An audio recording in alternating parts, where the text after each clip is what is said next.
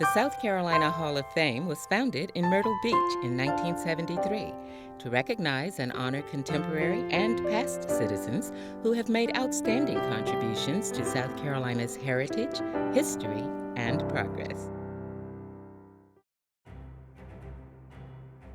Ernest Frederick Hollings was born in Charleston, South Carolina on New Year's Day, 1922, son of salesman Adolph G. Hollings.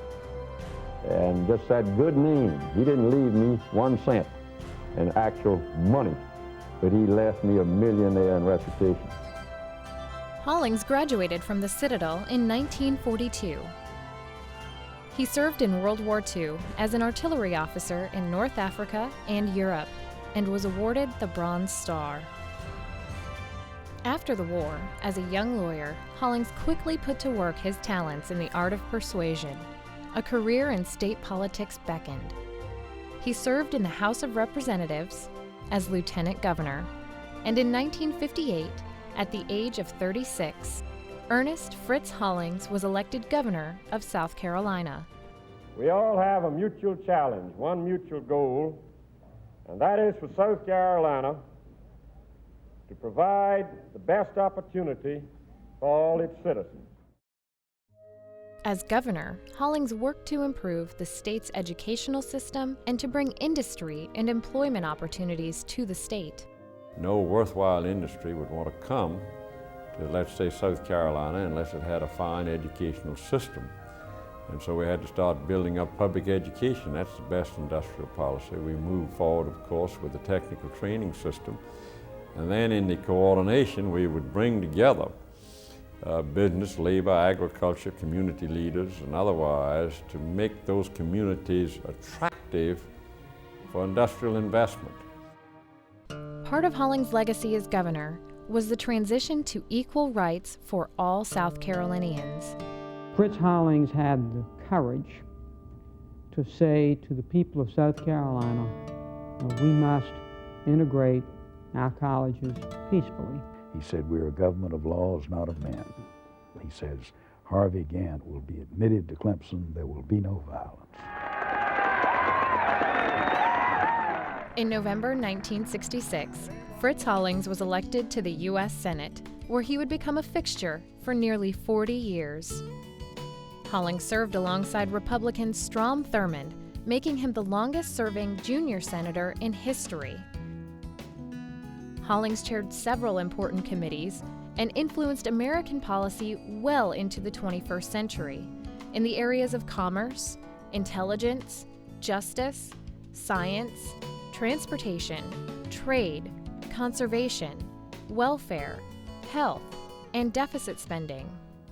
At this minute, we're spending $100 billion more than we'd be taking in. Let our colleague Fritz Hollings and then the co-sponsors of this bill make a statement. Fritz. Thank you, Phil. I'm glad to join Senator Graham and Senator Rudman. In 1970, Hollings authored The Case Against Hunger, a demand for national policy, based on his tours of poverty-stricken areas of South Carolina. Well, it is shocking that in 1968 it's still this bad. We were the lowest per capita income state, second from the bottom. It's not a surprise at all that we do have poverty, but the housing conditions here are no less than shocking. He showed his caringness with finesse, with professionalism, with tact, with concern, and with wisdom. I felt it was cheaper to feed the child than it was to jail the man. During his long political career, which included a run for president in 1984, Hollings became known as a moderate who was socially liberal and fiscally conservative. He has what I think is that rarest of things in American politics, independence of judgment. So many politicians find out from a poll what the people want to hear and then go around and say it. Fritz Hollings has never been that kind of man. He's going to tell us what we need to hear, whether we like it or not. When Fritz votes, you know that the only thing that is dictating his vote is his conscience. Hollings spent long days working for what was best for his country. You begin early morning and you go to late at night through hearings and trying to meet with the constituents and race home enough so that people won't think you haven't got Potomac fever, you know. If you do an excellent job up here, then you're not seen back home, and then they say, well, he's forgotten us. But the senator never failed the people he represented, especially in times of crisis.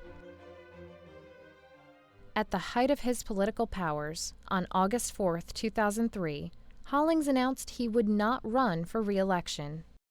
I want to confirm what you've all suspected, that I will not be offering for re-election this next year.